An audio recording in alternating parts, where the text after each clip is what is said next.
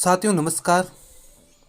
हालांकि हमारी 30 की 30 सीरीज चल रही है और बहुत अच्छी चल रही है। आप मेरी तो यही आशा है कि मेरे हिसाब से तो बहुत अच्छा करने की कोशिश की जा रही है। लेकिन दोस्तों, जब मैं 30 के तीर के लिए जब मैं प्रश्न इकट्ठे करने जा रहा था, तब मुझे 2 प्रश्न एनसीएफ 2005 से बहुत ही महत्वपूर्ण मिले। और इन प्रश्नों को देख करके मुझे ऐसा लगा कि यदि कोई भी विद्यार्थी जो अध्यापक पात्रता परीक्षा की तैयारी कर रहा है, वो यदि एनसीएफ 2005 की लाइन टू लाइन नहीं पढ़ेगा, तब तक उसका सिलेक्शन नहीं हो पाएगा। क्योंकि एनसीएफ 2005 अपने आप में 70% जो मॉडर्न पेडागोजी है उसको कवर करता है। ये मेरा खुद का मानना है दोस्तों। तो दोस्तों, यदि आपको ऐसे प्रश्न दिखाई दे, एनसीएफ 2005 के अनुसार शिक्षक की एक डैश डैश शिक्षक की भूमिका एक डैश डैश की होती है। तो दोस्तों, आपको ऐसा प्रश्न दिखाई दे हिंदी में, तो आपको ठीक उस पेपर के अंग्रेजी वर्जन वाले भाग में जाना है। और वहाँ पर यदि आपको फैसिलिटेटर शब्द मिले, तो वहाँ पर फैसिलिटेटर शब्द वाले हिंदी रूपांतरित अक्षर को क्या करना है, शब्द को क्या करना है, आपको उत्तर पे टिक करना है। दोस्तों, एनसीएफ 2005 के अनुसार शिक्षक एक सुविधा प्रदाता या फैसिलिटेटर की भूमिका में रहता है, जिसके लिए जो हिंदी यहाँ पर काम में ली गई है वो प्रशिक्षक काम में ली गई है। अतः उत्तर क्या हो जाएगा, सी हो जाएगा। दोस्तों, अब मैं आपके बीच में 104 नंबर प्रश्न जो दिखाई दे रहा है, जो नीचे दिखाई दे रहा है, उस पर चर्चा करने जा रहा हूँ। तो दोस्तों, आपको पता होगा कि एनसीएफ 2005 की संस्तुतियों, मतलब एनसीएफ 5002 ने अनेक प्रकार की संस्तुतियाँ दी है, या शिक्षा में नवाचार के लिए अनेक प्रकार की बातें उसमें कही गई है। संस्तुतियों का अर्थ क्या होता है, संस्तुतियों का अर्थ क्या होता है, उसमें बातें जो कही गई है उसके अनुसार लागू की जाए। लघु उत्तरात्मक प्रश्नों का प्रतिशत डैश डैश होना चाहिए।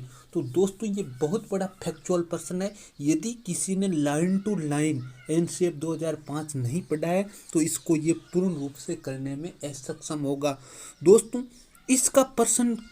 इसका उत्तर ढूंढने के लिए जब हम एनसीएफ 2005 खोलते हैं, और एनसीएफ 2005 में एक सारणी बनी हुई है जिसमें लिखा गया है कि 10वीं और 12वीं बोर्ड परीक्षाओं में तनाव कम करने और परीक्षा परिणाम उन्नयन के लिए सुझाव नाम से एक टॉपिक है। उसके अंतर्गत अनेक बिंदु दिए गए हैं, और इसमें जो संक्षिप्त उत्तरीय प्रश्नों की जो प्रतिशत बताया गया है, उसके लिए मैं आपके बीच में लाइन लेकर के आ रहा हूँ दोस्तों। तो दोस्तों, ये लाइन है कि लचीले समय वाली छोटी अवधि की परीक्षा की ओर, लचीले समय वाली परीक्षा जिसमें कितने होने चाहिए, 25 से 40% जगह संक्षिप्त उत्तर के लिए होनी चाहिए। और बाकी किस प्रकार के प्रश्न होने चाहिए दोस्तों, बहुत इंपॉर्टेंट रूप से ध्यान रखना, बहुविकल्पी यानी मल्टीपल चॉइस वाले प्रश्न होने चाहिए। तो कितने प्रतिशत की संस्तुति की गई है यहाँ पर दोस्तों, ध्यान रखना, 25 से 40%। एक ध्यान रखना, जो भी परीक्षा है वो लचीले समय के अनुसार, जिस बालक समय जितना क्या हो, पाठ्यक्रम जितने प्रश्न हो, और जितना क्या हो बालक की आयु हो, और जिस कक्षा स्तर का हो, उसके अनुसार उसका समय निर्धारित हो। लचीले समय वाली और कम अवधि वाली परीक्षाएं लेनी चाहिए। लचीले समय वाली का मतलब क्या हो, छोटे बच्चों के लिए समय कम रखा जाए, अधिक उम्र वालों के लिए समय थोड़ा सा ज़्यादा रखा जा सकता है, और जिस प्रकार के जितने प्रश्न हैं उसके अनुसार समय को क्या किया जा सकता है, कम या बढ़ाया घटाया जा सकता है। लेकिन कम अवधि की परीक्षाओं पर ज़्यादा जोर देता है एनसीएफ 2005। तो दोस्तों, निश्चित रूप से ये जानकारी आपके लिए बहुत बेहद इम्पोर्टेंट है। तो दोस्तों, आपको एनसीएफ 2005 की जो पीडीएफ है वो हमारे टेलीग्राम चैनल अपनी कलम अपनी आवाज़ पर क्या करा दी जाएगी, उपलब्ध करवा दी जाएगी। दोस्तों, तब तक के लिए मैं अलबेला सर आपसे विदा लेता हूँ। और दोस्तों ये एक ज़रूर आप कमेंट बॉक्स में कमेंट करें कि मेरे वीडियो आपको कैसे लग रहे हैं। तो दोस्तों इसी आशा और इसी विश्वास के साथ में मैं क्या कर रहा हूँ, इस वीडियो से विदा लेता हूँ। और इससे पहले हम उसका उत्तर जान लेते हैं। विदा लेने से पहले जो पहले प्रश्न आया था, तो चलो हम देखते हैं उत्तर कौन सा होगा उसका।